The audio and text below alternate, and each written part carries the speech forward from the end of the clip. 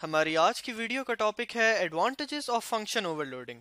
इस वीडियो में हम लोग देखेंगे कि हमारे पास फंक्शन ओवरलोडिंग जो कि C++ का एक ऐसा कैरेक्टरिस्टिक है जिसकी मदद से हम लोग मल्टीपल फंक्शंस बना सकते हैं सेम नाम के साथ, और उन फंक्शन के थोड़े से मुख्तलिफ यानी डिफरेंट पर्पसेस होते हैं हमारे पास। तो इस चीज का हमें प्रोग्रामिंग के अंदर एग्जैक्टली फायदा क्या होता है? सबसे जो बड़ा फायदा हमें इस चीज का होता है वो ये होता है कि हमें फंक्शंस के नाम याद रखने में आसानी हो जाती है, यानी रिमेंबरिंग नेम्स इज इजियर। और इसी वजह से हमारे पास जो भी हम लोग प्रोग्राम लिखते हैं उसमें कॉम्प्लेक्सिटी बहुत कम हो जाती है। इस चीज को अभी हम लोग एक एग्जांपल की मदद से देखेंगे कि हमारा प्रोग्राम जो है कम कॉम्प्लेक्स यानी कि कम मुश्किल किस तरह हो जाता है। और इसी तरह हमारा जो प्रोग्राम हम लोग कोड लिखते हैं उसकी रीडेबिलिटी बढ़ जाती है, यानी उसको पढ़ना उसको समझना किसी दूसरे प्रोग्रामर के लिए या किसी भी और दूसरे बंदे के लिए जिसने उस प्रोग्राम को नहीं बनाया वो आसान हो जाता है। अब ये जो हमने इसके तीन फायदे देखे, आइए इन तीनों को हम लोग एक प्रोग्राम की मदद से समझने की कोशिश करते हैं। फॉर एग्जाम्पल, अपने प्रोग्राम के अंदर हम लोगों ने एक ऐसा फंक्शन बनाना है जो हमें दो नंबर्स की मल्टीप्लिकेशन यानी उन दोनों का प्रोडक्ट हमें बता सके। अब ये दो नंबर जो हम लोग बनाएंगे ये हमारे पास इंटीजर भी हो सकते हैं और हमारे पास फ्लोट भी हो सकते हैं, लेकिन हम लोग चाहते हैं कि इन दोनों के लिए हमें नाम एक ही याद रखना पड़े। यानी ये ना हो कि जब मुझे इंटीजर को मल्टीप्लाई करना हो तो उसके लिए जब मैं फंक्शन को कॉल करूं तो मुझे कोई और नाम लिखना पड़े, और फ्लोट को जब मल्टीप्लाई करना हो तो मुझे कोई और नाम लिखना पड़े। तो ये मेरे पास एक ऐसी चीज है जो मैं चाहता हूं कि एक ही नाम के साथ मैं कर लूं। तो इस जगह पर हमारे पास इस्तेमाल होगी फंक्शन ओवरलोडिंग। तो आइए यहाँ पर जो पहला फंक्शन हम लोग बना रहे हैं इसकी दोनों की दोनों इंटीजर टाइप्स हम लोग रख देते हैं। सॉरी स्टूडेंट, डाटा टाइप हम लोग रख देते हैं पैरामीटर्स की इंटीजर। यानी कि ये जो फंक्शन होगा ये इस्तेमाल होगा दो इंटीजर्स को मल्टीप्लाई करने के लिए। इसी तरह एक और फंक्शन बनाते हैं सेम नाम के साथ ताकि हमें एक से ज्यादा नाम याद ना रखना पड़े। और यहाँ पर जो हमारे पास पैरामीटर्स की डाटा टाइप हम लोग रख लेते हैं वो हम लोग रखते हैं फ्लोट। यानी यहाँ पर हम लोग कर लेते हैं फ्लोट C और यहाँ पर कर देते हैं फ्लोट D। तो ये जो है दो फ्लोट्स की मल्टीप्लिकेशन करेगा। यहाँ पर भी हमारे पास एक इंट r लिया जाएगा जो कि हमारे पास इक्वल्स होगा r equals to a multiply by b। और इसी तरह जब r की वैल्यू को कैलकुलेट कर लिया जाएगा तो उसको फिर डिस्प्ले करा दिया जाएगा और एक लाइन छोड़ दी जाएगी उसके बाद, ताकि जो आउटपुट है वो रीडेबल हो, यानी उसमें उसके आउटपुट में पढ़ने में हमें कोई मुश्किल ना हो। और सेम काम यहाँ पर भी किया जाएगा कि यहाँ पर भी एक हम लोग वेरिएबल ले लेंगे फ्लोट r।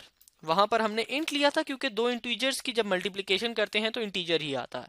इसी तरह दो फ्लोट की जब मल्टीप्लिकेशन करते हैं तो फ्लोट ही आता है।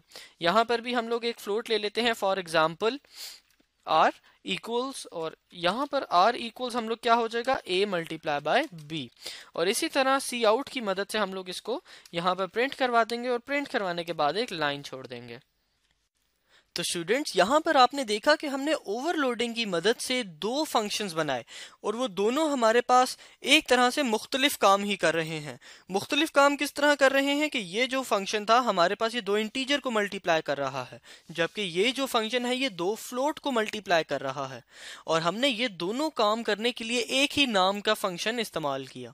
अब इससे फायदा हमें क्या होगा कि जब भी मैंने यहाँ पर दो नंबर्स को मल्टीप्लाई करना होगा, वो इंटीजर्स हों या वो मेरे पास दूसरी कोई फ्लोट वैल्यूज हों, मुझे उससे फर्क नहीं पड़ता। मैंने सिंपल वो वैल्यूज पास कर देनी है और कौन सा फंक्शन चलेगा ये मेरा कंपाइलर जो है ओवरलोडिंग की मदद से खुद ही डिसाइड कर लेगा। इस चीज को समझने के लिए हम लोग यहाँ पर कुछ इंटीजर्स ले लेते हैं दो, और यहाँ पर ही दो फ्लोट ले लेते हैं C एंड D। अब यहाँ पर a इज इक्वल्स टू हम लोग कर देते हैं 5, b इज इक्वल्स टू 7, और इसी तरह c इज इक्वल्स टू कर देते हैं 8.7 क्योंकि ये फ्लोट है, और d इज इक्वल्स टू कर देते हैं 9.3। अब यहाँ पर पहली दफा मैं कहता हूं कि मैंने मल्टीप्लिकेशन करनी थी a और b की।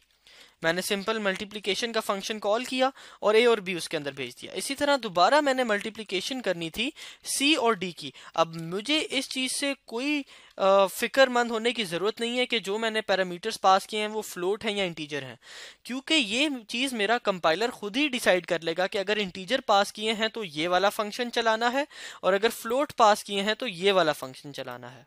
ये काम कैसे होता है आप हमारी से पिछली वीडियो जिसमें हमने ओवरलोडिंग को पढ़ा था उसमें आप काफी डिटेल में समझ सकते हैं। अभी के लिए इस प्रोग्राम को हम लोग एग्जीक्यूट में जाके कंपाइल एंड रन करते हैं।